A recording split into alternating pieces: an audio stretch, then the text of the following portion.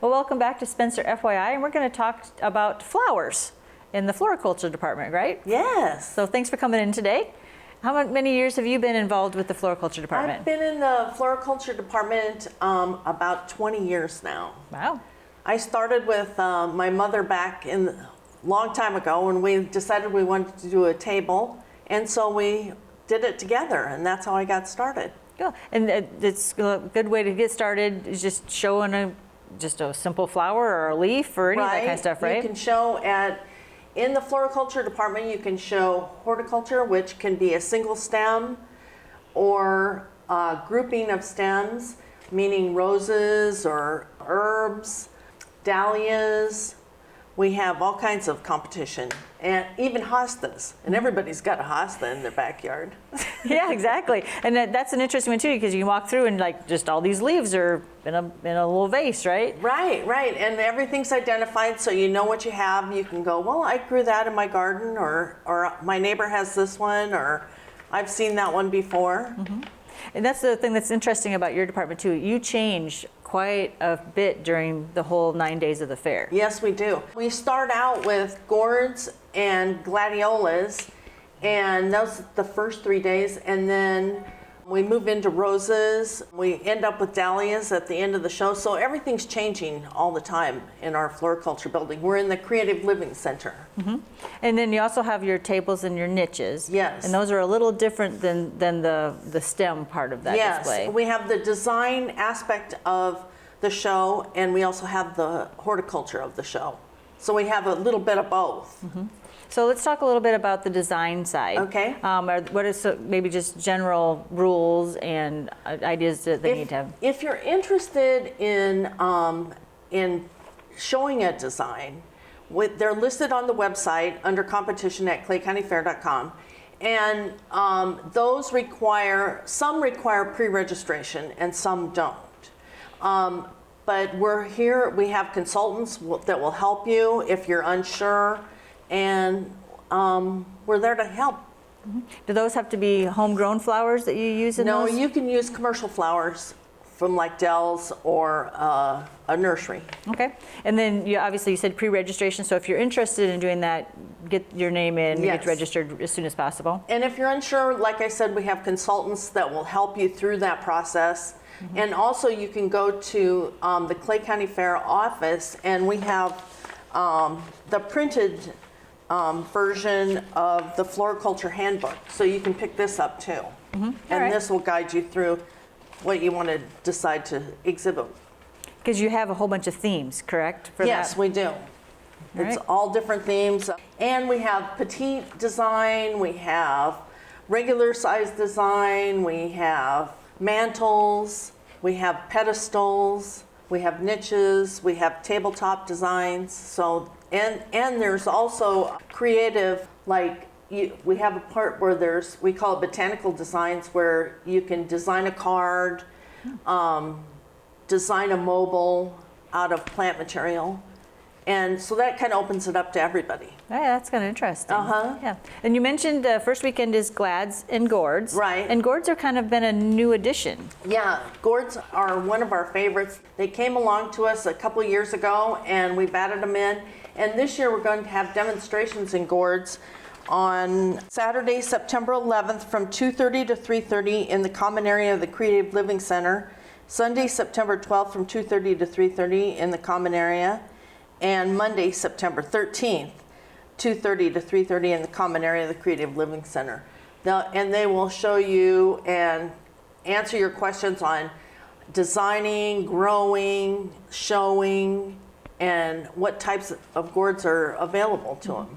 And it's amazing to see the different kinds of gourds. Yeah, there's so many. Yeah, and then what they can do with them. I mean, Yes. some of them look like artwork. Oh yeah, they are, totally. They make statues out of them, and Christmas ornaments, and even musical instruments. Mm-hmm. Yeah, it's amazing to see what the gourds can do. That's a good addition, I think, to your department. Yeah, very good. Yeah. So you talked about, everything changes out. So it's really important to check that book for entry dates and all that stuff. Times, and that's why we have the consultants, and that's So there's numbers in there, and we try and be really specific about how to get your product into the showroom.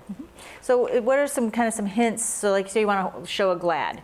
If you want to show a Glad, then you would bring that Glad on Friday. The fair starts on Saturday. Bring it on Friday or Saturday morning before 10:30. And we have people there that will help you fill out your registration card and make sure it's in the proper area for display. Do you need to bring it in a vase? Do you need to have a specific setup? We provide vases at the fair for horticulture, and also wedging material so it stands up properly, and we have people that will teach you how to show it. Okay, and that's true for all the horticulture? Yes, it is. All right, and you mentioned Glads and roses and dahlias, but there's so many other, right? Oh yeah, there's annuals there's annuals and perennials, which everybody has growing. Like I said, there's hostas, there's hydrangeas, there's, that we often overlook in our own yards that you can show. And there's container grown plants. So I know a lot of people have that they've either grown their plant over the winter, in a house plant, or they've started a new container outside. So those are possible. You can show those too. Wow, like I said, you should have something for everybody, right? Yeah, and there's something for everybody. What about judging? How does your judging take place? Judging is the first day of whenever the plant material shows up and the designs. So like it would be judging on September 11th, and then roses again on the 14th, and design on the 15th. Open class artistic arrangements will be judged on the 16th, and container grown plants on the 16th, petite designs on the 18th, and dahlias on the 18th. So it takes about 30 judges throughout the week that we bring in from all over, and they're all certified, and they're willing to help and explain what they see and how it's judged. It's kind of fun to actually walk through when the judging is happening, just kind of very exciting. Listen, maybe just stand back and listen a little bit. And you go, well, why did they pick that one? I like this one over here better, right? Exactly. So that's awesome. And then I know you have lots of volunteers that help you out. Yes, and we're always looking for volunteers. What would a volunteer be required to do? Volunteer can be a host at the table to greet our guests that come in and talk about designs or talk about horticulture, or just simply say hi and greet people and say hi. All right. And also we use volunteers to help the judges, and they collect the information on first, second, and third, and also what place they took. And so then they put the ribbons on and help the judges. So you don't necessarily have to be versed in all types of flowers. No, you don't. Not at all. We got a spot for everybody. All right, sounds good. Let's talk a little bit about you talked about ribbons, whatever, but you do have some bigger prizes for some of your exhibits, right? Oh yeah, like in each area we have Award of Merit for the best in the show, Designer's Choice Rosette for the best gourd design, Petite Rosette for the best miniature, and those are cute because they're little ribbons that match the little designs. And we also have rosettes for sweepstakes. That's whoever has the most entries in the category is a sweepstakes ribbon. And we also give ribbons out to youth. So the youth are encouraged to participate too as well. They're judged just with the youth and not against the adults. So they have their own category. Oh, wonderful. So like I said, there should be pretty much something for everybody. Yes, there is. Do you require pre-registration for everything, or just? Pre-registration is encouraged.